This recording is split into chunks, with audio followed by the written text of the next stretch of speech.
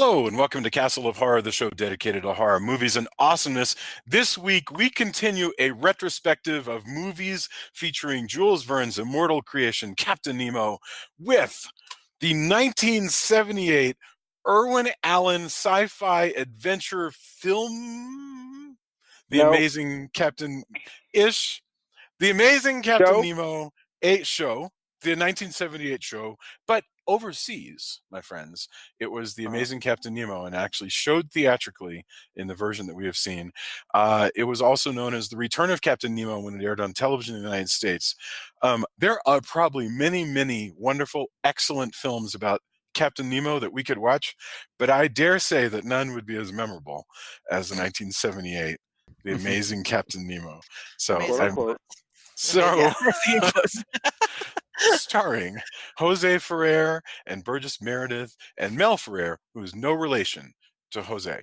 And let's get to it. Bear in mind, if you haven't seen today's movie, we're going to be talking about it from the perspective of horror fans who have seen it. So warning, spoilers ahead. From Denver, Colorado, I'm your host, Jason Henderson, author of this winter's Young Captain Nemo from Fievel and Friends Macmillan Books. In Los Angeles, Adam Foshko has worked on some of the most successful interactive franchises of all time, whether it's Call of Duty, Destiny, Skylanders, Shrek, Transformers, or James Bond. Adam's work with these stories, characters, and words has helped them set apart and continues to delight millions. Say hello, Adam. Aliens must die. And hello. From the Rio Grande Valley, David Bowles is a Mexican-American author and translator from South Texas, where he teaches at the University of Texas, Rio Grande Valley. His latest book, They Call Me Guero, was just selected as a Walter Dean Myers Honor Book for Outstanding Children's Literature. In April, Penguin will publish his novel in the popular Unicorn Rescue Society series, The Chupacabras of the Rio Grande, co-written with Adam Gidwitz. Say hello, David. Hola desde 20,000 leguas bajo el mar. Nice. Yes. And finally, also in Denver, as always, color commentary from the one and only attorney Julia Guzman of Guzman Immigration of Denver. Say hello, Joya. That's the amazing Julia Guzman to you. Yes. And the return. The return and the amazing. Why is Guzman in quotes? Because Jason doesn't know how to pronounce it. Some weeks it's Guzman, some weeks it's Guzman. Depends on his mood. Sometimes it actually changes. Julia Guzman. Of Guzman Immigration. He'll go. If that is your real name. If that's your real name. Captain Nemo. Okay. The Return of Captain Nemo, or under its theatrical title, The Amazing Captain Nemo, is a 1978 American science fiction adventure television miniseries.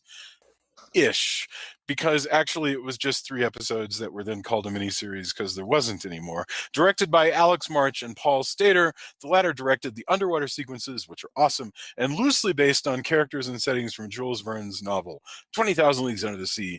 It was written by 6 different screenwriters, including Robert Bloch, the author of the novel Psycho, and has been considered an attempt by producer Irwin Allen to duplicate the success of his Voyage to the Bottom of the Sea. And I think you can spot a lot of that in here. All right, let's get some brief opening thoughts, and we'll get into the amazingness that is The Amazing Captain nemo. To start, let's go Adam, Joya, David, and I'll go. Adam, opening thoughts. What the heck is this? Have you seen this before? Did you know what I was getting you into? All right, I want to set the stage because I know you all thought that I was going to completely, particularly after last week, lambast this thing. And I should tell you right now that I have seen parts of this before, and also that I have a very particular place in my heart for this kind of show, particularly, Irwin Allen, having been, raised on a steady diet of Voyage to the Bottom of the Sea, and then also, 70s television, a la Man from Atlantis, $6 Million Man, Battlestar Galactica, all these shows they're of a time. And this is it's one of the few takes I think that you'll see where it's trying to make the Nemo character into something of a U.S. secret weapon or a force for good, or, somehow aligning it with, a military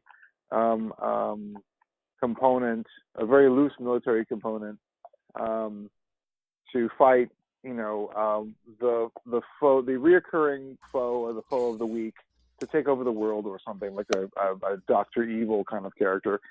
And I got to tell you, I mean, as hokey as it sounds, this is the Hippocratic oath of sci-fi and of Nemo adventures, insofar as I believe it does no harm.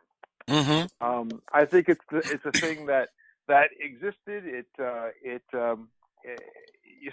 You savor it in the moment. It has no calories.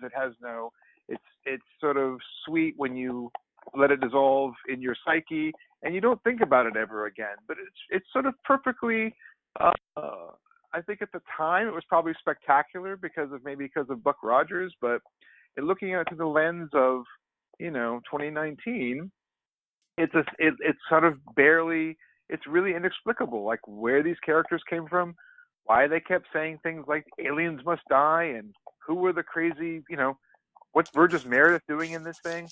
And it's actually weirdly charming because you're going, what were the production meetings like? Who thought this was going to be good? Who's this for?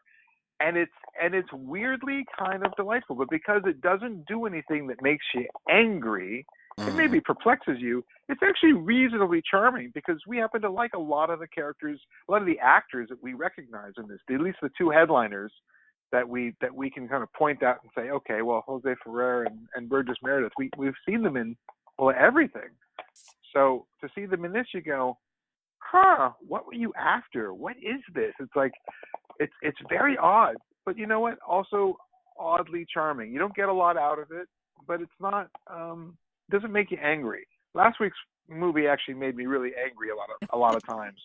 Interesting. This, not so much. This show is how it was all stitched together, Frankenstein style, into an actual 2-hour, hour and a half movie. It's anybody's guess, but it's it's a moment in time where, like Captain Nemo, you're in suspended animation, and for the 100 years or hour and a half that this plays, you're kind of watching it and seeing what's going to happen. It's very interesting. I have to tell you, I sort of kind of went back in time myself a little bit, and sort of liked it. That's wonderful. Those are my opening thoughts. That's fantastic. Julia, like what would you follow that up with? I was on a little journey of my own watching this film because at first I thought it was really stupid or this show, whatever it's called, whatever we're going to call it. At first I thought it was really dumb. Then I thought it was hysterical. Then I was having trouble suspending my disbelief. Then I went, oh wait, no, I can make this make sense. Then I was impressed for a few minutes about a few things, particularly the underwater stuff. And then I was like, okay, this is fine. So I kind of went all over the place with it. I don't know where I ended up. Somewhere in the bottom of the sea, I guess. But I definitely I was amused. I will say that. Okay. David, do you have anything to add to that? Yeah. So I was watching this in the airport. I got dropped off kind of early this morning. Because both Adam Gidwitz and I were like flying out from the North Texas Teen Book Festival, and his flight was earlier than mine. And Penguin Random House was like, "You don't mind like going early, right? So we could just like have one driver." Oh yeah, no, whatever. Like, I'm being picked up for free and driven to the airport for a free flight. I'll go whatever. And so I was there for 2 hours, and I watched this thing, and I was pretty much enwrapped the entire time. I mean, it is clearly extremely flawed, and the scripts are just laughably bad, but Burgess Meredith and Jose Ferrer are acting. They're acting their asses off with what they've got. They really are, and just the two of them alone make it. Every time they're on the screen, you're like captivated by them. They reach out and grab you. They can work with like such minimal material. I mean, it really drags with other characters. Nearly everybody else is just insufferably bad. Except, well, I mean, Mel's not too bad, but his part is over pretty quickly. The Atlanteans are a joke. I mean, but the two of these guys, Captain Nemo and Professor Waldo Cunningham, they were a lot of fun. They chew the scenery. They're like they're getting out of it what they can. They are acting in a completely different show than everybody else is. Yeah. And that show, that alternate universe where the show was written by like incredible screenwriters and just that went along with the production values. That's the show that I kept seeing in my mind, and like just wishing that like the Garden of Forking Paths or some other Borges short story that talks about the infinite library, that somewhere out there there's another universe where this TV show went on for 8 seasons and was like incredibly badass, and because it was fun. The basic idea is really, really fun. And so I enjoyed it. I mean, I was, like Adam, transported to my childhood. I was a big fan of the kinds of shows that this show is clearly trying to emulate or jump on the bandwagon of. And it made me think of all those days spent watching Buck Rogers and the $6 Million Man and Man from Atlantis and Battlestar Galactica, and going to the movies to see Star Wars. And this is, I'll put it this way: 7-8-year-old David Bowles loved the fuck out of this movie. Me, Oh yeah. me, Yep. me, 49-year-old David Bowles. It wasn't a waste of my time. It was good. It was significantly better than last week's movie, just in terms of just overall entertainment value. Right? Isn't that funny? Just think about that. Just think about that for a moment. Like the fact that Captain Nemo and the Underwater City had much more of what I would call, considering how awful it often was, it definitely has a more literary bent. Like there's an attempt in Captain Nemo and the Underwater City to have something to say. It's just too all over the place, and there's comic relief when you don't need it, and blah, blah, blah. But, that movie has way more polish than this film. Oh, hell but yeah. Somehow this film is pretty lovable. But the thing that it really made me think about, really, because there is not a moment in this film when something absurd is not happening. It is literally every single moment. The movie begins with a splash, like on the screen. It shows a submarine, a model submarine, moving, looks like Space 1999, moving through and it says somewhere below the Pacific Ocean.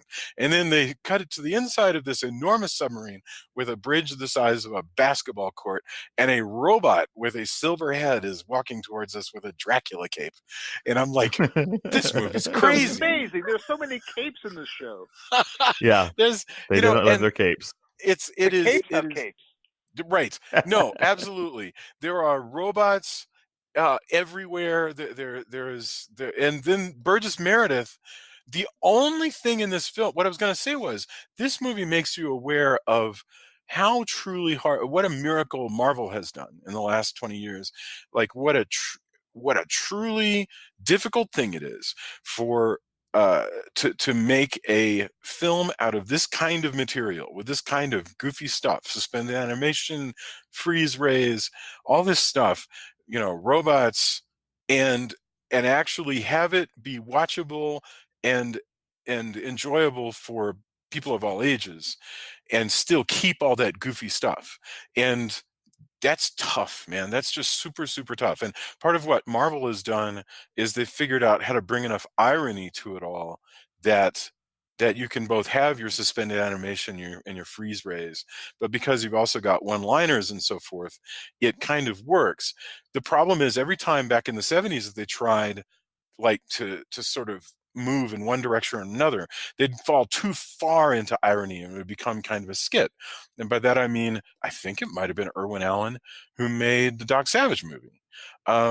And if it wasn't, I apologize. Yeah, Man of Bronze. Yeah, was that Irwin Allen? With Ron Ely? With Ron Ely. And that one veered so far into irony that when Ron Ely smiled, they'd get a little bing from his teeth, and so they're not doing that here. Here they've stripped out any sense of irony at all. The only person who has lines that are remotely funny are Captain Nemo himself. There are inklings of irony where, like, for instance, the fact that Dr. Cunningham, the mad scientist played by Burgess Meredith, wears a cardigan and chews on his glasses a lot and stuff. It's a crazy, it's just so so funny. Well, he's playing the character. He's playing his character kind of from Search with Gary Lockwood. He's like, you know, and then we'll do this. It's like, wow, he's just really kind of. And they let him loose every now and then. What's weird is you can tell it. I swear, when we started the show, they went with what I thought was a blown line.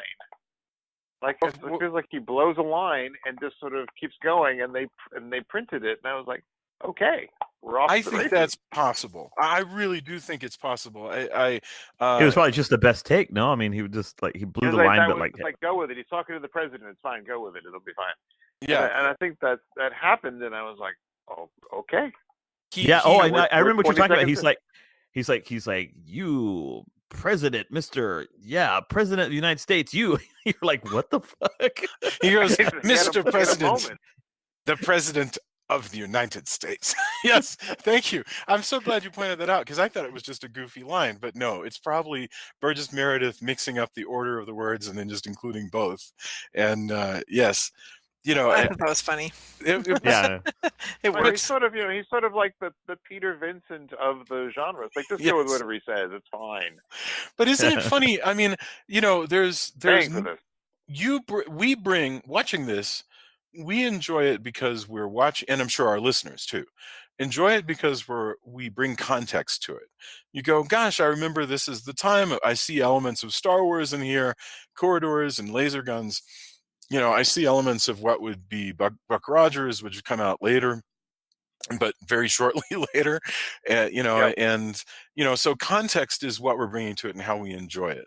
But there's no, just compare this with the goofiest of the Marvel movies, and you realize how hard it actually is to carry off this much goofiness and make you take it something remotely seriously. And apparently this is irony, the only way to take something super seriously is through the use of irony. I may be wrong with that, but that's kind of where I'm going. No, right now. But also, I mean, when I was watching this, one of the things I was thinking was, have you ever seen like some like unedited, like uncut together like footage from the original Star Wars before George Lucas's wife came in and like edited into an actual decent film?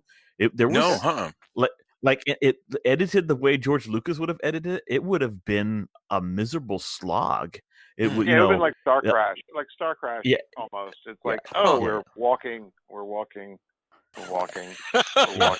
Like, I can't think of her name right now, but his wife, who was the editor, she basically turned that into a film. It was an unmitigated disaster. A lot of people who worked on I've read lots of articles that it was bad. And well, I mean, Hamill would usually say, he'd say, George's, I'm not telling you anything you don't already know or no one else already knows, but he would say that Lucas's direction very often was just faster with more intensity. Like, faster, more intensity. That was it. that was it, and he'd be like, okay. And that seems to be like the what Burgess Meredith was getting those exact directorial faster with more intensity, but Burgess Meredith chew the glasses more, it'll be fine. Yeah, chew your glasses more. Adjust your tie. He's doing. I think truly he's on his own. I think that they're saying you're right. There's like nobody directing that man. But I mean, think about it. They made in Star Crash. They made Christopher Plummer, who is a fine Canadian actor. They made him put on a stupid lame outfit and stand in front of a star field. With somebody had the wherewithal to go, what we do with the Penguin? We're gonna just put him in a sweater and have him be Burgess Meredith. That is inspiring. That's really, and I'm not actually joking. That's like one of the few elements of like just inspiration going on here. Because think how awful it would be if he had to wear a stupid cape. No. I think that's very kind of. And by the way, thank you, David, for bringing up Marsha Lucas. I think that there you go, Marsha Lucas. I think that's a thing, and sort of how these things are put together and how they're uniquely shaped, and how editing plays a huge role in this. Yeah. But and costuming as well, because a lot of the costumes potentially in Star Wars could have been ridiculous. Yeah. And Burgess Meredith would have been super ridiculous in a cape, even though everybody else, there's a lot of ridiculousness going on in this movie already with the robots and the capes. Yes. But somehow with him, I'm sure it was like, hey, they probably did a costume test.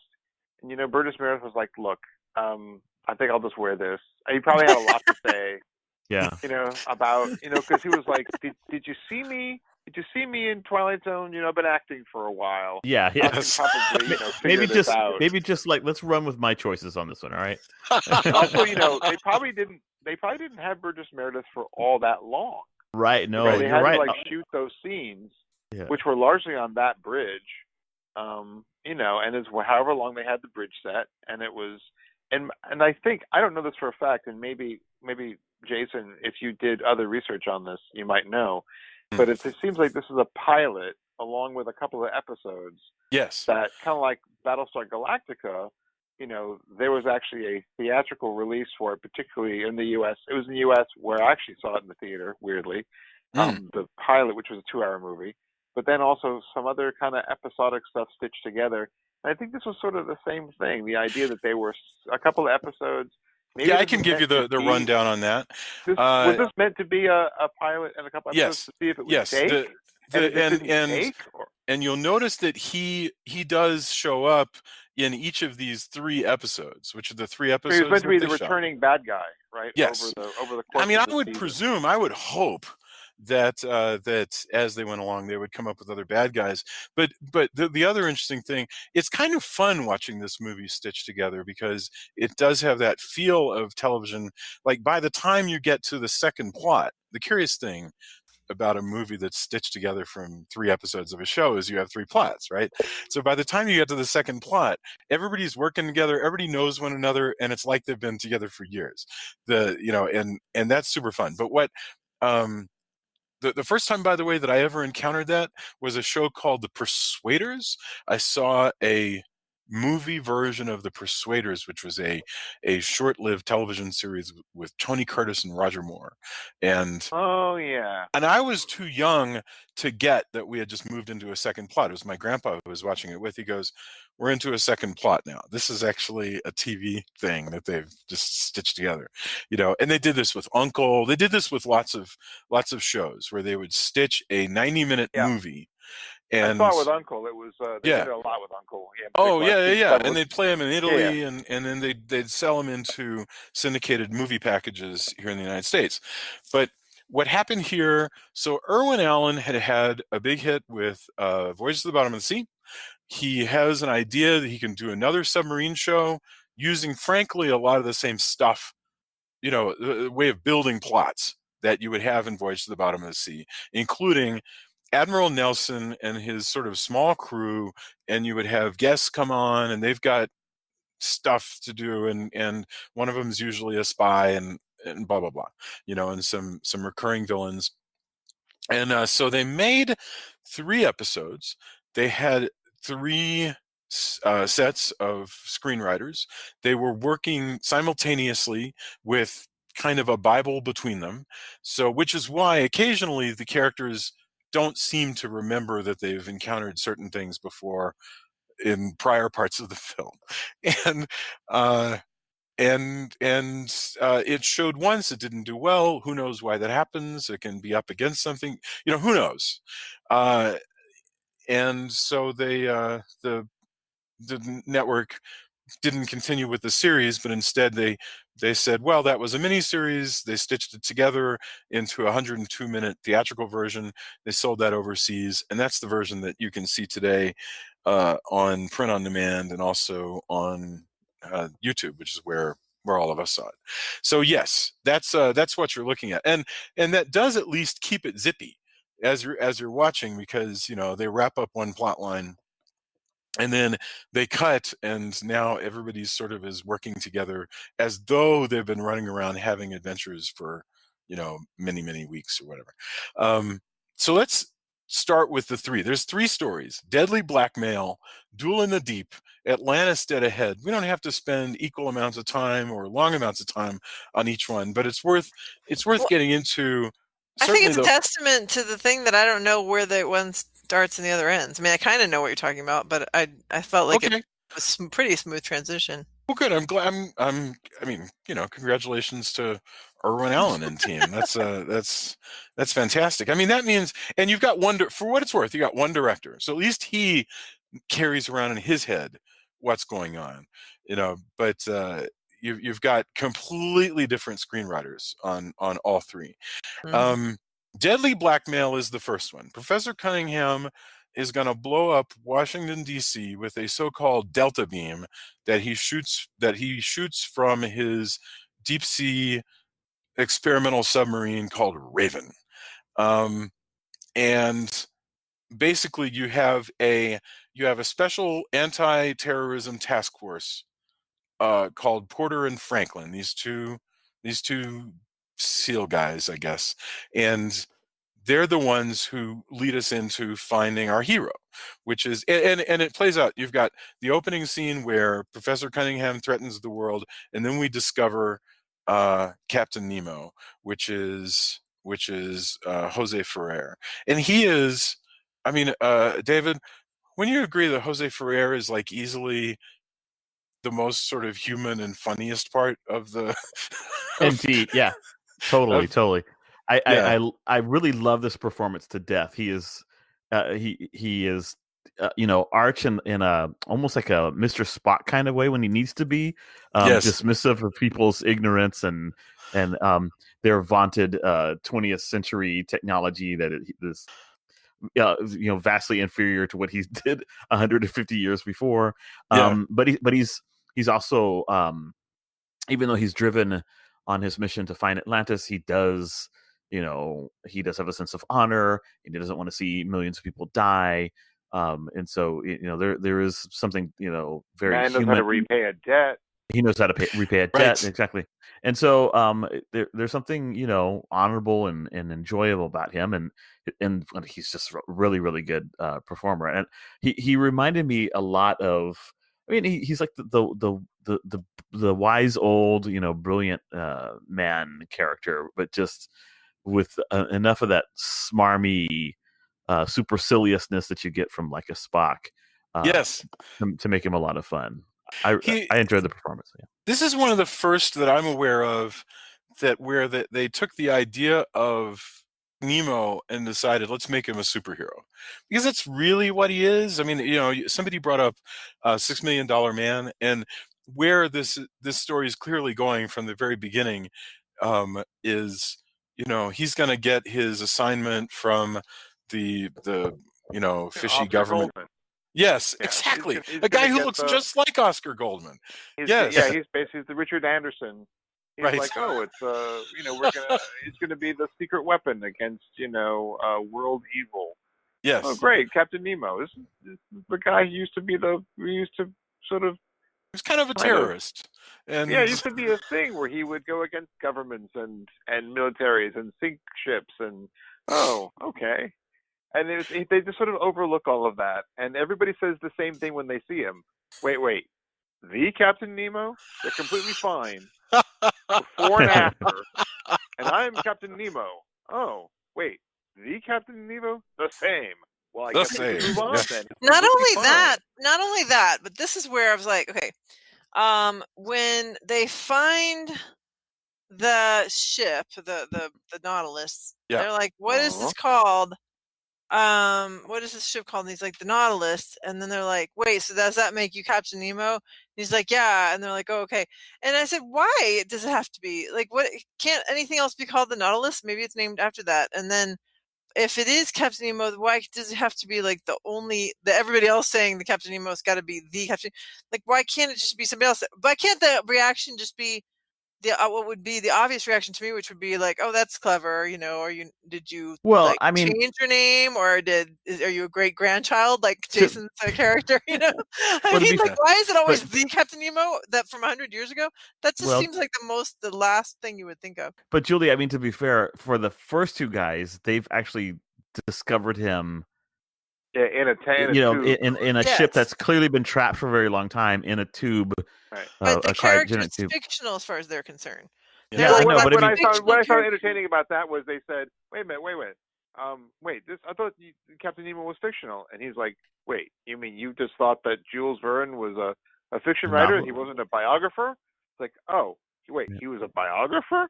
Wait a minute. And then the ship, was he they're also a inside a ship that is photographer? clearly like all full of curlicues and like looking, looking like it was from the previous century. So, and they take lots of photos. But you're right. Like what confounds me is not so much their reaction and not so much their boss's reaction, because he's like, "Get the fuck out of here with this shit." Yes. And they're like, "No, we've got photos, dude. We got photos." Oh, look. Actually, my favorite part is they show up. They show up in this weird, just like it's an Irwin Allen thing, where people just slip in and out of uniform all the time, like Peter Lorre in Voyage to the Bottom of the Sea.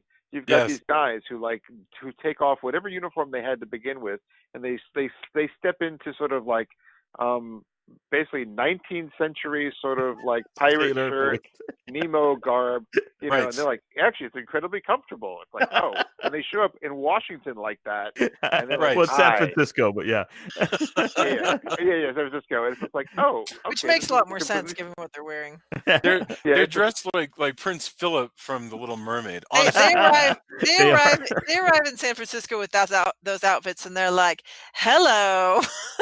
In San Francisco in the 70s. Yeah. And no one goes, wait a minute, you're out of uniform. I don't understand. It's the best we have. In the military installation, they should have. Dun, dun, dun, dun. Well, between that YMCA. and the gigantic submarines, which is always an Irwin Allen thing, and of course the mines with the chains, the floating mines, also an Irwin Allen thing. Yeah. I just feel like it's Irwin Allen all over the place. The only thing missing is a flying sub. Apart from that, I feel right at home in an Irwin Allen show. And I'm like, it's, you overlook a lot of it. It's okay. It's sort of, I just keep asking myself, how did they get Jose Ferrer? Like, what's going on? He was Lawrence Arabia. And by the way, he's not suffering. He's doing fine. He's not like, you see some actors and you go, well, I mean, he needed a gig and he did this. This is what he did. I don't get that sense at all. I get the sense that he is running with this in a wonderful way. And weirdly enough, Burgess Meredith is a working actor and going, I'm doing this and running with it. Yeah, this is 2 years after Rocky, just so we understand, Rocky, which I'm trying to remember what kind of awards Rocky won, but there were a lot. And, 10 Academy Award nominations. Yeah. I think they got him, and they were and maybe it was because it was an Irwin Allen show that this worked. Right? I don't necessarily think that they would have maybe gotten Jose Ferrer, or that they would have gotten, because also Jose Ferrer Irwin Allen was doing things like Towering Inferno. He was doing large-scale disaster pictures like Earthquake, wasn't he?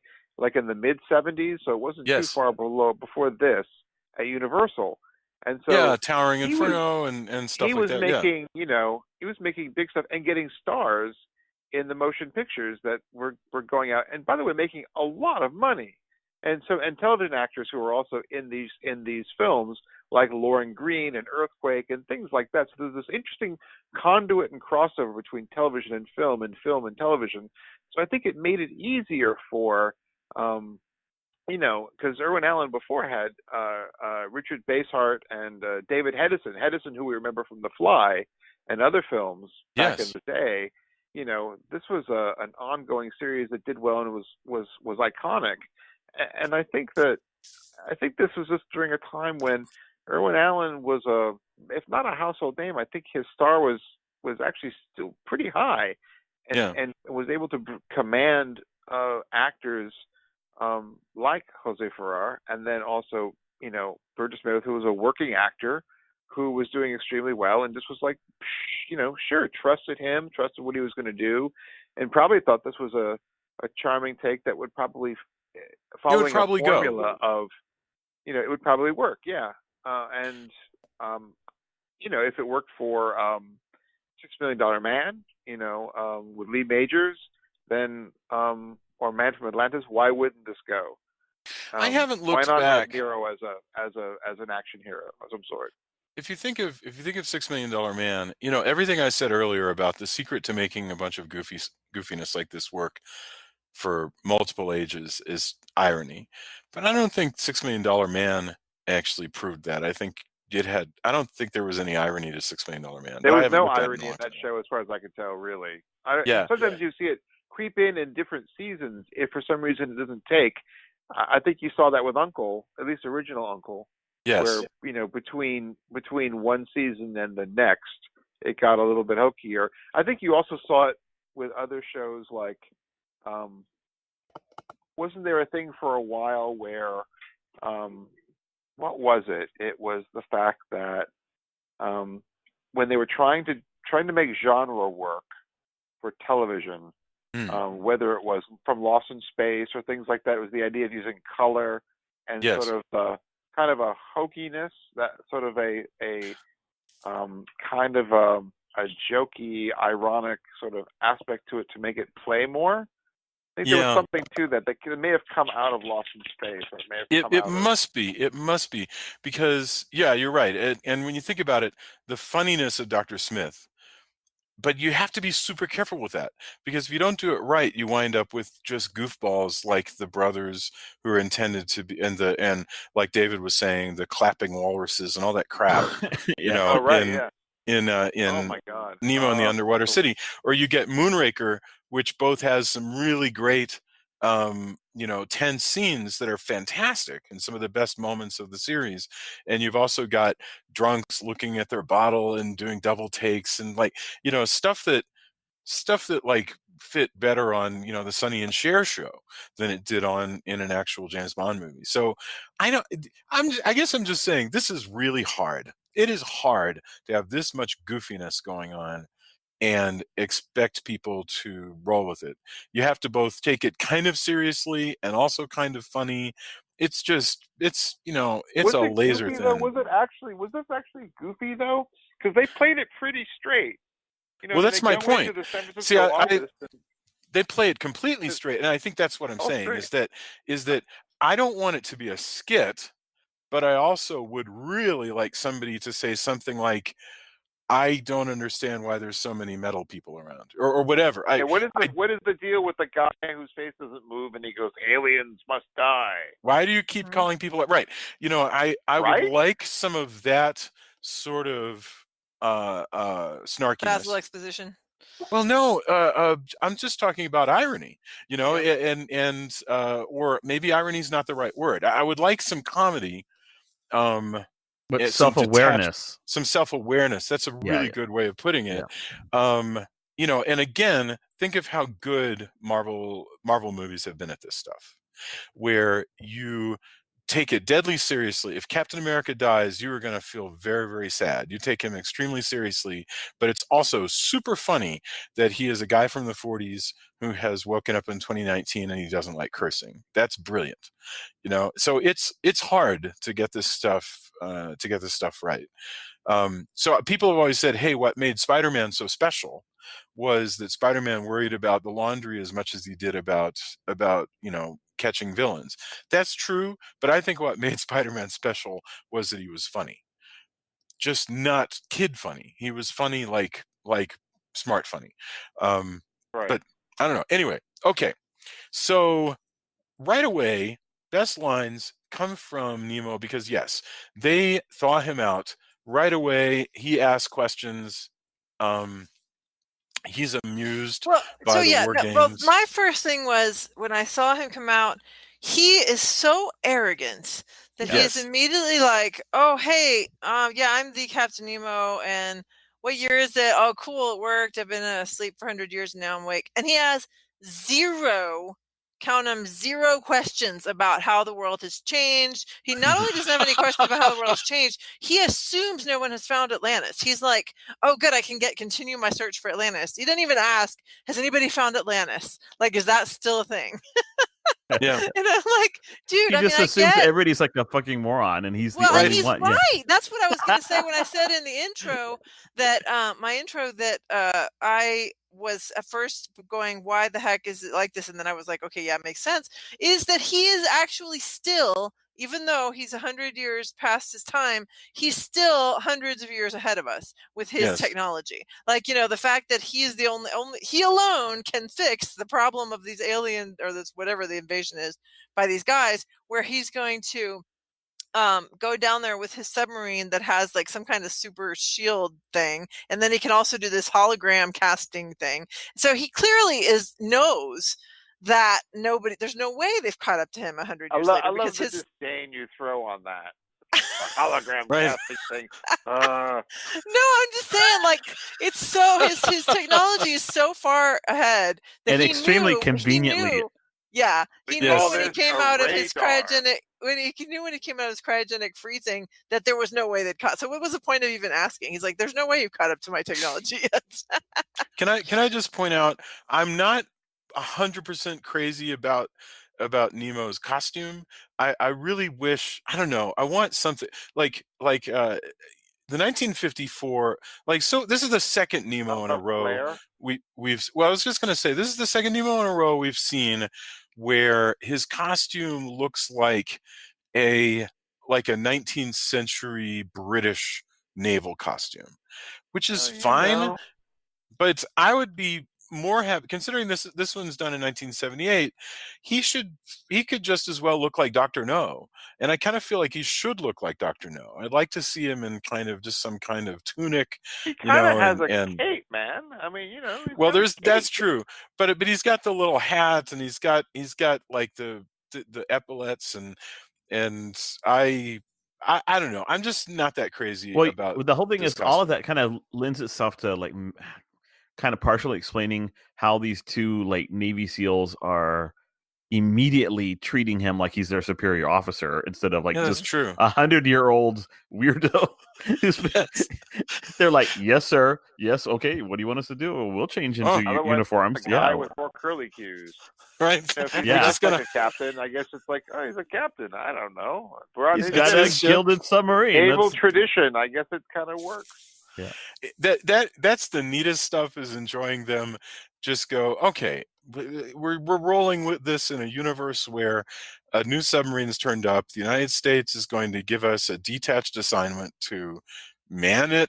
We're going to have and Julia, this is an example of moving into the next episode. This one just skips over a lot of time. Probably that was cut out. Wait a minute. Before you do that, though, the best part is, no submarine can withstand, like, however many fathoms they, whatever, 10,000 feet or whatever it is. And it's like, well, okay, we need Nemo because this madman has going to destroy Washington with either a missile or a delta beam. I'm not sure. One of those two. There seems to be either one. Because he's generous. A week.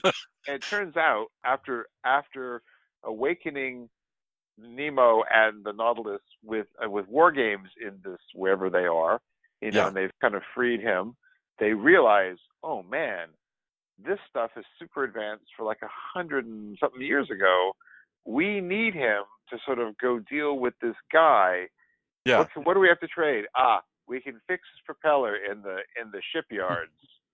That's what we'll do, and then we'll fix his propeller, and then he'll be indebted to us, and then we can make this work.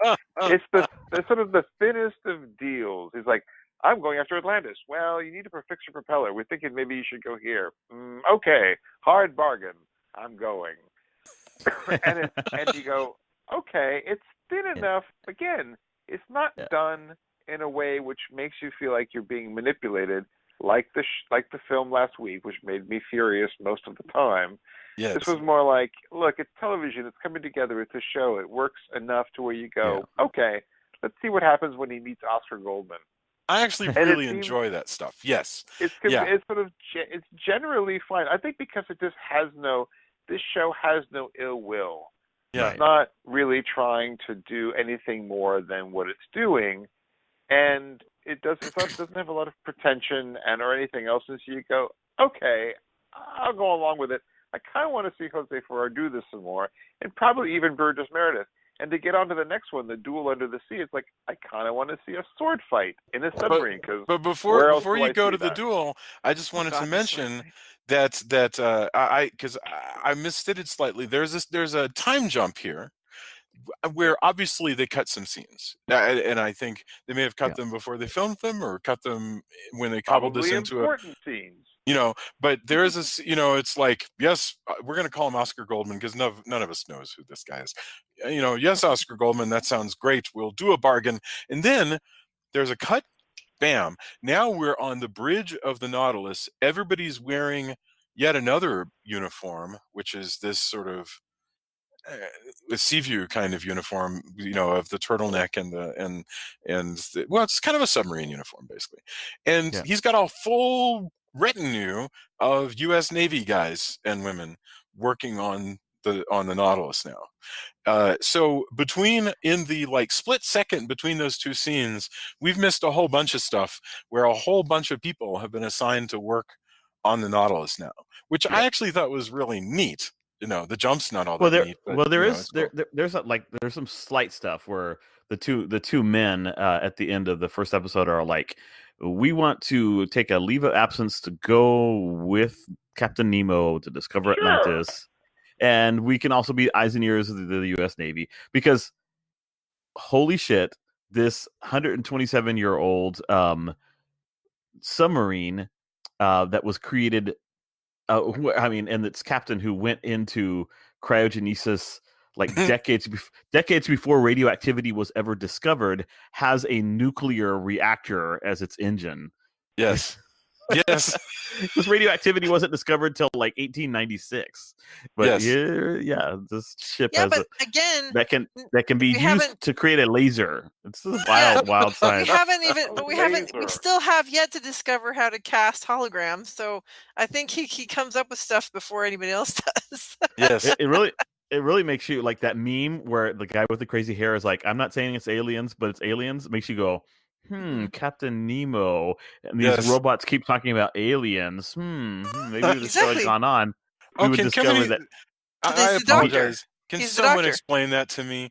Why does the tall robot that works for Burgess Meredith? So Burgess Meredith, by the way, Tor. He has a tall robot named Tor, which makes sense. Tor means tower. He's made a whole bunch of sentient robots to run his ship, and he's also got some humans. This main one might very well be an alien, come to think of it, because he keeps referring to everybody else as aliens. He clearly has some emotions. Yeah, I know this is silly. I feel so stupid actually trying to explain this robot. I'm just asking, are we to give this any thought whatsoever? I just don't understand what's going on with this guy. It is an odd choice of words, and so any odd choice of word, I'm an English professor, so I always tell students, if the writer uses words that you are not expecting, then it's usually a signal of something. It could be a signal of ineptitude, but it's usually a signal of something else. So, I don't know. Maybe the plan was at some time in the future to reveal something about Tor or the origin of Cunningham's technology. Burgess Meredith, are you taking Atlantean technology or something apparently already, right? Yeah. So I would like to have seen the Bible for this in some way, just to kind of go, okay, what was the intent? Well, or we're meant to sort of believe that he means. He probably, if we take it at face value, it's aliens, meaning people who are not us, of this ship. Yeah, that's what I assumed. I just assumed it was but everybody who's not me. It's a big word to use. Mm-hmm. Over and over and over again. It is super weird. I mean, but I get it. I think you're right. That's a very strange one. We're meant to believe that Burgess Meredith made all of these creatures. Mm-hmm. Made all of these sentient automatons, but this one seems totally different than the guys with no faces who get shot in the hallway or whatever. Yeah, he's his Richard. They don't really talk. Yeah. Oh God. This is the one that you go, oh, he's kind of special, and he must be from. I think there was another storyline that was going to come out of this at some point. Surely. Unless it was. Unless it came out and was just not in the edit. But it seems like that would be a big deal. I doubt there was anything in these 3 episodes, but I agree with you that there was probably going to be something eventually explaining this pretty persnickety robot who is always around, and he could even betray Dr. Cunningham. You can imagine. Sure. Will aliens die now? Yes. Yes. He always looks happy. Like, okay, aliens will now die. You got a real thing about this. The second episode, suddenly the Pacific Princess turns toward Pearl Harbor, where they take on a new couple, a hot young nuclear physicist. Thank you. The hot young nuclear physicist and her older gentleman friend / lover, who gets called doctor while she's just Kate, even though she's the nuclear physicist. Holy mackerel! You are right. She is a nuclear physicist who knows about nuclear things. What was it? What was the quote? Nuclear problem. I'm a nuclear physicist. I am trained to recognize nuclear problems. Nuclear problems. Yes. That's when I was like, I hope Tony will jump on this one so he could talk about how I can science like with the best of them or whatever. Yeah. I mean, look, by the way, this is not too far from 3 Mile Island, which was America's first actual serious nuclear event. Yeah. That, think about it. No one really knew. People just talked about it. And in Voyage Problems, they talked about the nuclear reactor all the time and never had a real problem with it. But we actually had, a serious nuclear reactor problem. Sure. In the 78, 79, like in that time period. That's a really good sort of point. like, this is all stuff that was actually present in people's minds. Yeah, it's topical. Who watch television. It is, and the funny thing is, I'm being sexist by calling out how silly that line plays, because of course nuclear physicists can be, anybody, So I get it. Nevertheless, you're right. She is called Kate. She is clearly going to be a new member of the cast, and the way they're going to accomplish that, this is the episode where Kate joins the cast, because the way they're going to accomplish that is the guy that she came on with is going to turn out to be a spy who she is going to have to get rid of. And this, my friends, is an episode of Voyage to the Bottom of the Sea. I mean, in the second episode of Nemo, they have already gone, I don't know, what would we do if this was the Sea View? It's like, bam, a couple comes on. One's a spy. They used the Sea View for the... Yes, the Sea View actually. Apparently the Sea View model shows up at some point. Yeah, it says the model submarine that Nautilus used in the filming was originally built as the Sea View filming model for the 1960 movie Voyage to the Bottom of the Sea. Yeah. No, I gotta say though, like this is what I was saying earlier, is I was blown away by how great it was, by how great the underwater stuff was. The divers were amazing, the stunt people, I guess they are, and the footage is really clear and good. Like there's a lot of these films we've seen where just kind of everything is mucky and green, and the show was nominated for an Emmy for it. It was nominated for an Emmy for Wow. It's that's the only claim to fame that it has. That's pretty the good. Special effects were nominated for an Emmy. Yeah. That's pretty solid. Yeah, no kidding. They.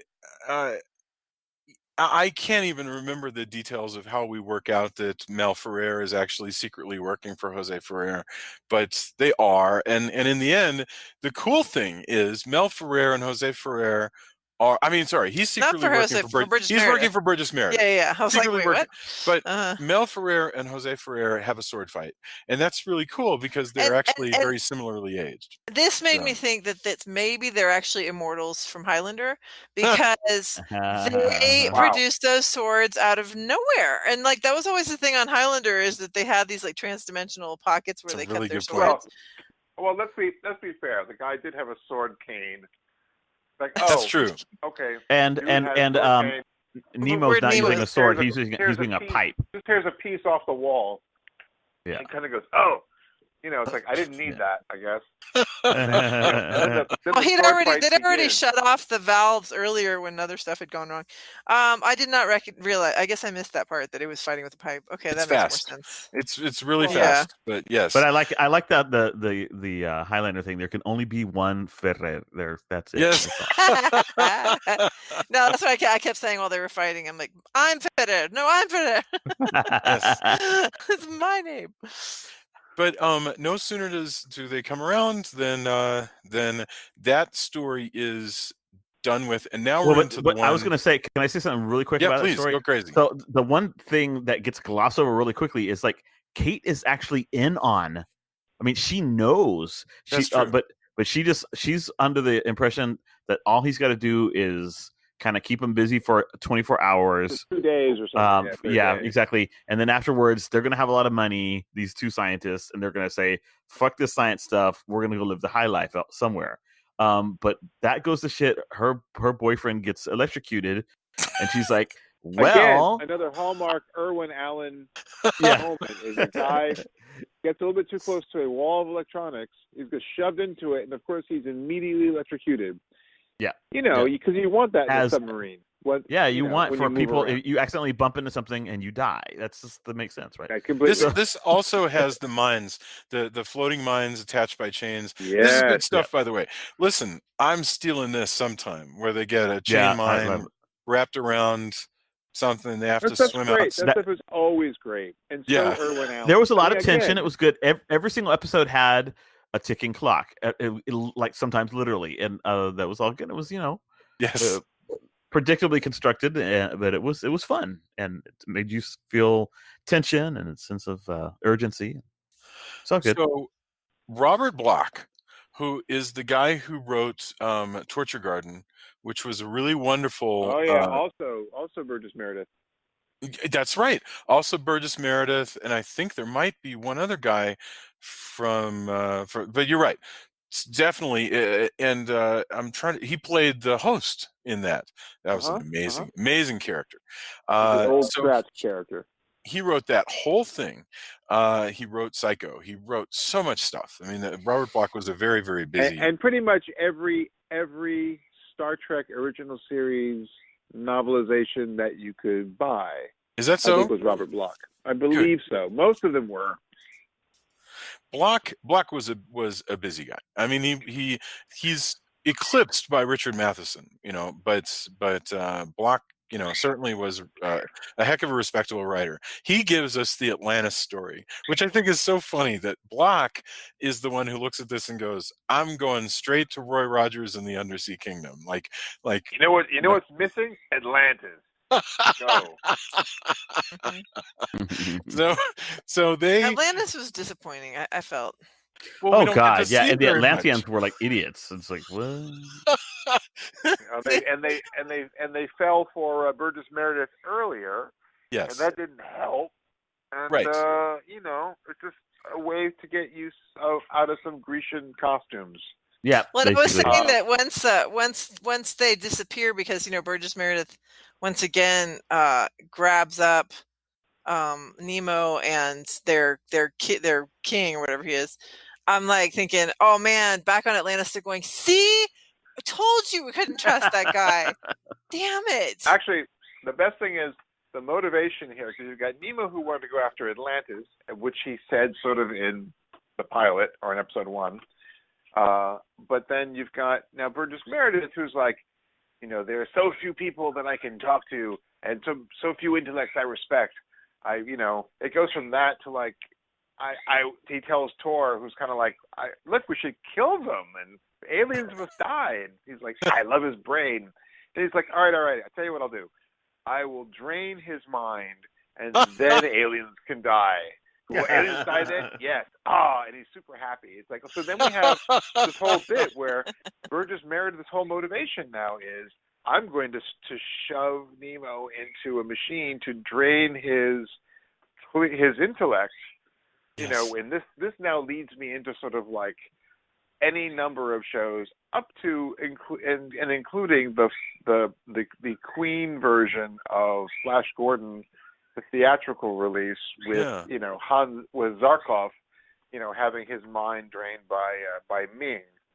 You've got this thing where Well, where do these ideas come from? Is to do something with his brain. I don't know what, but something. I don't know where these ideas come from. I other than it's been around since the 40s, because remember, like in the Universal movies, they're always like draining brains and moving them back and forth and stuff like that. And have you noticed that this stuff has gone away? And when's the last time you saw a major motion picture that included a plot about draining somebody's mind and pushing it into somebody else? That's just that nobody's doing that. It went the way of quicksand, is what it did. But but when it actually happens, though, it's a little bit cleverer than, because what the friggin' bad guy, what's his name again? Cunningham. What Cunningham does is he asks Dr. Nemo questions about like the blueprints or whatever. And even though Nemo's trying really hard not to think about it, boom, the blueprints pop up on the screen or like whatever, right? And so it's like this really like clever way of like I mention a pink elephant and you're gonna think about a pink elephant. You can't not think. That is clever. Not think of. Yeah, and you're so. Right. So even though like a dialogue around it suggests something different, what actually happens is pretty clever, and then also it's then used so that Captain Nemo can dredge up his own memories of the Navy SEALs boss, saying all this like patriotic shit to him to like snap him out of his like zombie state and so that he can rescue him. So it was actually that part was really well done. His take off his Spock's brain, collar that he's got on his head. At his forehead. Interesting is it still proceeded. Again, this is a testament to sort of the weird good nature of this show, where this is all preceded by this line that ordinarily you would rage quit over, but somehow it's sort of okay, where Nemo gets shoved into the machine and he goes, "Sir, I'll have your head." And then Burgess Meredith goes, "No, sir, I'll have yours." And he begins to sort of do the brain thing, and you're like, all right, go on. Let's see this. These two men, both of them want to give the other head. I don't know what's going on here. This is really awkward. It's like, yikes, that's a different picture. That's the quote. Thing. That's the quote unquote Captain Nemo, the amazing Captain Nemo. Quote unquote amazing. It's so good natured that you don't really hold it against. No, of course. No, you don't. Like, you're like, all right. Yeah, I'm gonna roll with this. Yeah. I like these guys. Go on. I'm just imagining I'm just imagining him leaving that one and going. He's like, why did I just say no? I'll have your head. He's like, I should have said something much better than that. Like, jerk store is the line. That whole thing George had with the Seinfeld, where he's like, jerk store is the line. Right. I'm sure there was something else where he's like, oh, why didn't I just say something different? Yes. The it's true, actually. Like I said, Nemo is the only one. Nemo's the only one with cleverness. Even Burgess Meredith doesn't get enough. Like, he doesn't get wit. He really, particularly, they don't give him one-liners. That's his only line where he has some, not wit, but I mean, he at least kind of has the upper hand in it, and he's like, yes, oh, because they start with this whole thing, which is like, one of the two lug nuts who are in the OSI or whatever, who are like, I'll go with you. It's like, I can't even keep them straight. Tom and Dick or whatever the hell their names are. I'm gonna hold your cape. And what's your cape? Diving suits don't have capes. Oh wait, you're gonna his coat. Second on the battlefield. Yeah. It's a duel. I get it. Yeah. No, he said, I'll hold your coat. Yeah. Yeah. Right. Yeah, it's like, okay, so. Yeah, they're valiantly trying to give us some character for these two guys. I love Nemo's reaction, like, "Oh, you're trying to be clever, motherfucker. I get it. All right, come on." Yes. I mean, these suddenly guys, you have character. He's like, I have to. They've been whittled out of one block of wood, and there Yes. they are. No, and Nemo's like, I have to keep reminding myself that I can't call them morons out loud. I just have to keep it in my head. Well, one of the difficulties, though, think about this. Like, you could actually, even with the script you have here, a lot of this could move a lot faster. You know, there could be, like, there's Yeah, you need cleverness Marsha here. Lucas. What was that again? I'm sorry. You need Marsha Lucas, as David said Yes. earlier. So like, Yeah, you just get Marsha Lucas on board. Yeah, you know, there's an element where all of that stuff, everybody's just moving so slowly and taking all of this so seriously. But it's And television, though, too, and television is about filling time. Yeah, I guess that's true. So go on, keep going. No, I think you're right about something. I think that's it. Because if you watch a show today, and you take anything like The Blacklist, which is about a terrorist who is working for the government, you know, this is a plot as old as time, and it's still here.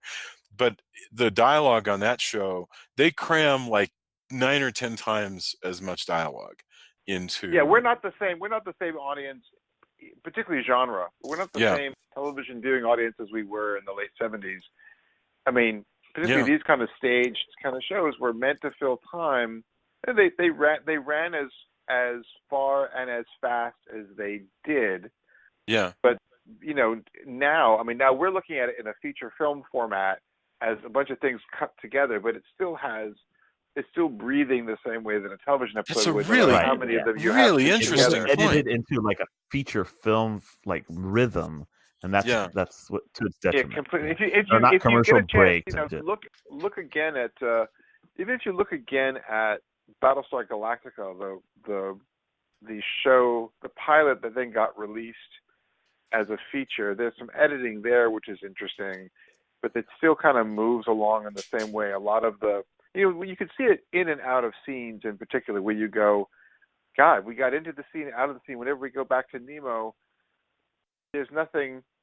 The shot moves, but guys enter, and you go, oh, they've entered, but it doesn't move the same way that a movie does. The motivation, there's a clear change in the scene, but it's a clean entry, and you're like, oh, we're starting this again from no energy. Yes. Start the scene, and it kind of all restarts. It's a completely different thing. Now we're in the age where television, you know, there's so much cinematic, so much feature film language and pacing, and there's an appetite that we have as viewers, as consumers, that kind of has churned back into television, that they're inseparable. You don't have that in the late 70s. I'll tell you one TV show, where dialogue moved like movies, and even like movies today, and that is Dragnet. When I watch Dragnet, they cram like 4 times as much dialogue as a typical show into any given scene, and it's always amazing. You know, where like the West Wing. Yeah, I mean, but Dragnet, you're talking about the 60s, you know, for the one I'm thinking of. Just basically, and I think it's just Jack Webb as a producer set the tone with the radio show, and he says, I want to do it like that. And he goes, when I stop talking, you give me your line. And it's just going to be bam, bam, bam, bam, bam. And they just cram a crazy amount of energy and dialogue, considering that most of the scenes are people walking into rooms and standing there and talking to one another. But yeah. That was interesting, and thank you for that explanation. Yeah, and that actually takes us to the end. I think we should probably. I mean, there's nothing really to talk about. I think you said it right. Atlantis, the original Atlantis, is just lying in ruins, and the real Atlantis is an underground location populated with 5 people living there. Yeah. Yeah, the council. We only see their like ruling council, and they're just a bunch of people in like, you know, Greek outfits. So okay. Well, and it reminded us a lot of both the Fortress of Solitude and also of the what's it called in Captain Marvel, the new Captain Marvel movie, like the Great Consciousness or whatever, wherever she goes to talk to. Sure. Yes. Yeah. Anyway, I just thought it was just this one big room with giant columns and. But there's nothing. There's we didn't nothing... see the rest. That's why I thought it was anticlimactic, because I would have I'm sure there's a lot more, and I'm sure there's a lot of people, but we don't get to see it. We just are like, oh, he's like, I'm going to leave those people. I'm going to leave them alone because I don't want to attract any more attention to to them, like Nemo says. And so he just kind of decides to not even explore the rest of the place. But it's obviously pretty big. Oh, it would have to be. And remember, in Underwater City and any other thing, you move into a new world like this, you're going to waste like 4 or 5 minutes of screen time with like showing us the amazing sights and walking around and The pool. and, sure, whatever, like seeing people doing stuff. None of that. None. We don't see any activity. Nobody's like playing crazy ring games or anything like that, and so. I don't even know where that image came from, where there's a game that people play by throwing rings to one another. Was it Tron? Was it Star Trek The Next Generation? I don't remember. Yeah, it was Star Trek Next Generation with those little, that you wore them over your eyes, and there were like these rings, and yes, and that people got addicted to it. That's the game that everybody gets addicted to except Wesley, which I was like, really?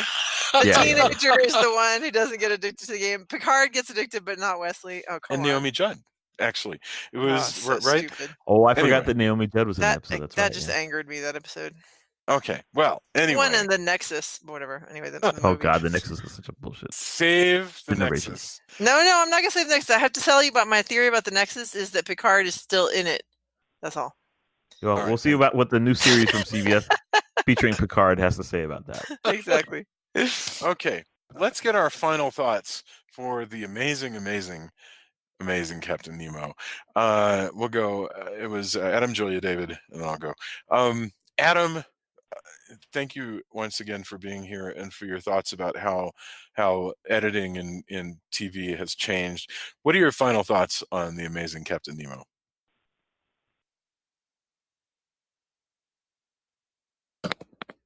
Hello? Adam? Did we lose Adam? We might have. Adam is so overwhelmed by his final thoughts. Now we hear you. Now we hear you. You are. Go, just mark it. Weird. Weird. All right. So look, this is a time capsule, and what's funny is you really can't see this show anywhere, and the fact that you can only kind of catch it, at least I could only catch it on YouTube, is sort of this is kind of what YouTube is good for. It's really cracking open a time capsule, something that's kind of hard to find, and sort of digging into it, and it's sort of like a slice of entertainment and genre of the late 70s, particularly if you studied, and more importantly, I think if you just watched television in the late 70s, like I think certainly David and I did, and particularly if you were kids at that time, you look at it through those same lenses, and I think because of that, if it doesn't really try and be manipulative or difficult, it kind of gives you this opportunity to sort of to experience it again and kind of see with adult eyes what it was trying to do, but still also enjoy it through the eyes of being a kid. And frankly, I mean, that may put us in a really unusual category. Probably not a lot of people doing that. So for that reason, I thought it was charming. It's not a thing that I will probably spend a lot of time revisiting, but I've seen a lot of Jose Ferrer, and I thought this was a perfectly wonderful addition. Again, I don't think it did no harm. It's the Hippocratic Oath of genre and of television and of Nemo shows. It really just did no great harm. Last week's show I thought was harmful. I'm just so furious about that show. That film made me so angry with the ladle. Oh my God. So this was like, I was perfectly willing to go along with the hokiness, and it was fine. I was like, you know what, this is great. I was really kind of happy. So as much as I think everyone was expecting I was going to go hog wild on this thing and be really super upset, thank you. I think it was a great opportunity to kind of walk down memory lane in some weird way. I didn't remember this thing clearly at all. In the same way that I don't remember Burgess Meredith well in, as I said earlier, like Gary Lockwood in Search, but it's the same sort of, thing. Like, what was he in? What was this? When did this air? Right. And so you didn't see this cobbled together show. But, I thought it was a perfectly interesting and reasonable, Irwin Allen experiment, an Irwin Allen kind of diorama of a show and an idea that didn't really take, which was really unusual for Irwin Allen, because most of his stuff went really well. So, and makes us, and I think you mentioned, I think, several different times tonight, this in contrast with the Marvel movies. Mm-hmm. Now we have, you may as well, you've just take another cape-wearing guy and say, look, he's the Doctor Strange of underwater guys who Yes. he's taken one way, and now he's sort of a hero, but is he really a hero? It's like, well, yeah. And he's not being played ironically at all. And surprisingly enough, it's an interesting refresher, because then you have so many other takes on Nemo that some are darker, some are more sinister, some are more, whatever they are. But this one is, he has a few notes that he presses a lot, those same notes, but he presses a lot. So they were really trying to make a particular kind of character out of him. And because of it, I think it's a really interesting examination of another take on that character and of that whole world, and sort of like I'm going to say, God and forgive me, fish out of water story of him being transported now into the 20th century, and then sort of being the secret weapon again with the secret weapon of the OSI or whatever it was. Just going to go back to $6 Million Man, Sure. and that whole formula. So I liked it in a nutshell. I thought it was great, to kind of see it again and to get just a refresher on that. So those are my thoughts. Love it. Julia, what are your final thoughts here? Excuse me. Well, I had not seen it. And like I said before, I just sort of went all over the place with my thoughts, partly because I guess it is the three different stories. But honestly, yes, I could tell the difference between one from the other, but I didn't notice when they'd switched. Like, I didn't really notice when it became the new episode. However, there was a few things that were just glaring, such as the fact that, suddenly nobody's ever heard of the freeze ray before, even though they've been freezed in the previous episode. But, because I think you said that, Jason, that when, who was it that wrote the third one? Robert Bloch. Yeah, when Robert Bloch was writing it, he was writing at the same time as the other ones were being written too. So he had no idea what had actually happened before. Right. Which I think is really interesting. But so yeah, that's that's a little bit like, there's a couple of things where you're kind of like, wait, what? Why is that happening? But mostly, I think it's relatively smooth, and there's some neat things in there. And it's definitely, like, say, there's a lot of laugh moments that just made me laugh. Maybe they were not intentional, but I just thought it was really funny. So yeah, I enjoyed it. Cool. David, where do you land? Yeah, no, totally. Reiterating what other people have said, I enjoyed it a lot. I had never seen this before. I don't think I saw it when it aired, during this time period, but this is easily my favorite Captain Nemo performance. I mean, I like the way Ferrer plays him. I like the fact that he is, even though he's not he's not Indian American, he is Latino, and so that adds something a little less straight up European to the role, and he's got gravitas and archness, and it was just a really, really fun role, especially compared to like the boredom and monotony of the previous film we saw. So yeah, I enjoyed it. I enjoyed this a lot, and it was a great way to while away at a couple hours in an airport. You can get it printed on demand through Amazon if you want to have a DVD, or you can find it as we did on YouTube. And if you have a hankering for this era and that type of TV show, and you're willing to put up with some cheesiness and some like really, really goofy acting from the secondary characters, give it a whirl. It's a lot of fun. Very cool.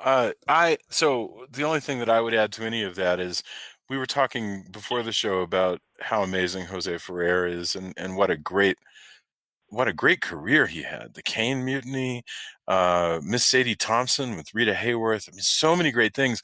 And we were debating, or rather I was debating with myself, because like the Wikipedia article said, he made Return to Peyton Place. And, that was actually a commercial disappointment because the first one was such a big hit, and the second one, and I was like, he wasn't in that movie. So I took a look, and he directed The Return to Peyton Place. That's pretty wild. I mean, so, and that was a major film. It didn't do as well as everybody hoped, but so this was also a guy with a major directing career, and so very interesting character, Jose Ferrer. This is, I'm so glad we watched this. It seems like one of those movies we'd be so disappointed to watch and spend time on, but it actually paid dividends. It was a lot of fun to discuss. So we will see if that's true for the next film on the docket.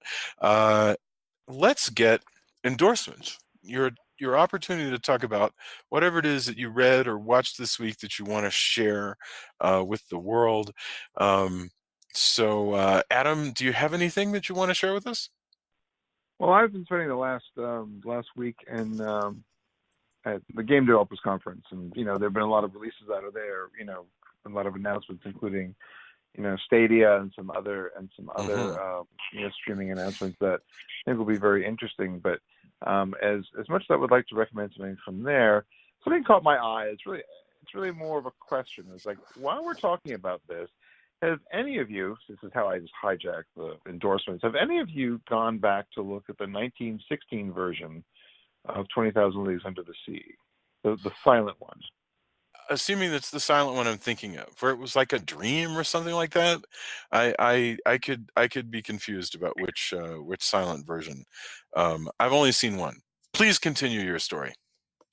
No, I was just it's one of those things that, like, while we're just talking about Nemo and sort of like different ways that he has been portrayed, I was kind of like, well, this is not really an out endorsement, but in terms of just trying to find Nemo, like, this is Finding Nemo? No, this is in finding different versions of Nemo. It's sort of like, trying to get different versions of him and get a sense of him.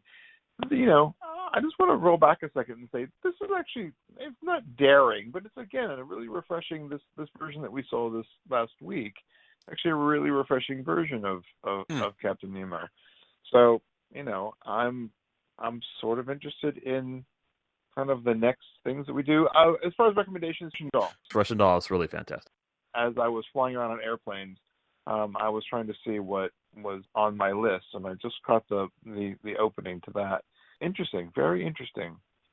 As we're talking about television and how it's changed and kind of what our expectations are, Netflix has gone and all streaming has gone a certain way I think to reinforce that. I mean, I keep hearing that, and that it's that we've seen many variations of Groundhog Day and so forth, and yet people are saying that this is really daring and cool. David, do you have anything to endorse for us? Yes, definitely. 2 incredible horror bits of horror entertainment that I've watched this week have been, number 1, Us, which is a mind-blowing. And please don't spoil it for me, because I would not spoil it for you or for our listeners, but it is so incredible, so good.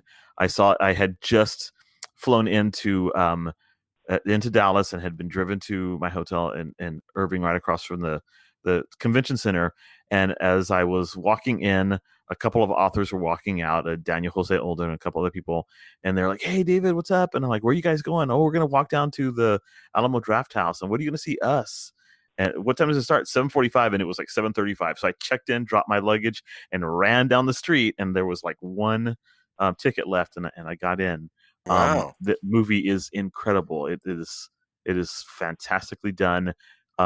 Very scary, very funny, just like what we had with Get Out, and very deep and makes you think about all kinds of really, really cool stuff. So highly recommended it. It's one of the highest grossing horror films of all time now. It's pretty impressive. People are really responding well to it.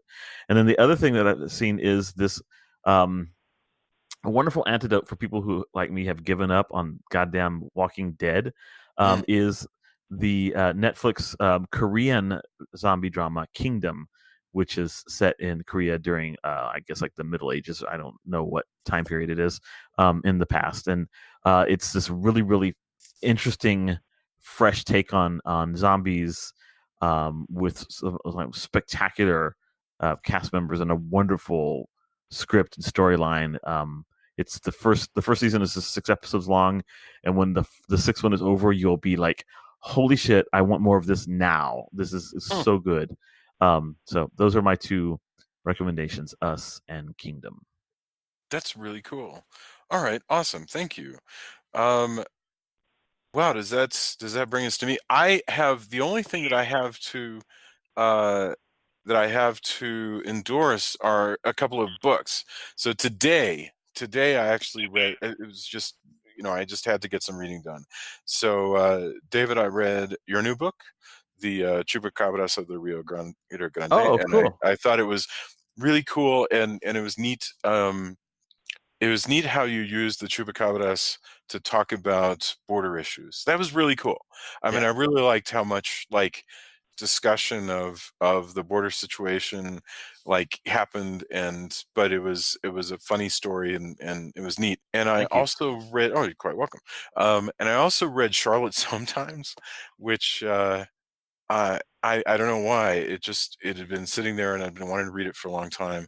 And that's a 1969 story about how this girl, she comes to a new school, she goes to bed, and she wakes up 40 years earlier in somebody else's body. And she keeps time slipping between 1918 and 1958. And it's really wonderful. And it was like one of those books that's so beautiful that you cry, and it's really good. So those are the 2 things that I read this week, and I'm so glad I did. The Chupacabras of the Rio Grande, which is a really funny and delightful adventure, and Charlotte Sometimes, which is a kind of pensive and sad time slip story. So that was cool. Gosh, and that brings us to the end of our discussion of the amazing Captain Nemo. Stick around for next week, because we have one more Captain Nemo movie, which is, I kid you not, The League of the Extraordinary Gentlemen. And and God only knows what that discussion is going to be like. The quote unquote extraordinary gentleman. Oh boy. If I recall, Julia actually has no particular problem with this movie, so it'll be neat. It'll be neat to look at it with fresh eyes. I don't remember having terrible problems with the movie. I'm sure it was awful, but I remember fondly. With the Nemo part of the movie, or just no part of the movie you had trouble with? I don't remember well enough. I just know that it has a good cast, and that goes a long way with me. I'm kind of a sucker for a good cast. But I don't really remember the film. So we'll see how I feel next week. There we go. So, it's worth approaching any of these things with fresh eyes and seeing if they hold up or are better or are worse. So, you know what? I'm not going to prejudge. We will see. We will see what happens. Everybody have a fun, wonderful week. Thank you so much for being on. If you're listening, go to iTunes. Let us know what you think of the show. Come to Facebook. Tell us what you think. Thank you so much, and we will talk to you next week. Bye, everybody. Bye. Bye. Thanks. Bye. Bye.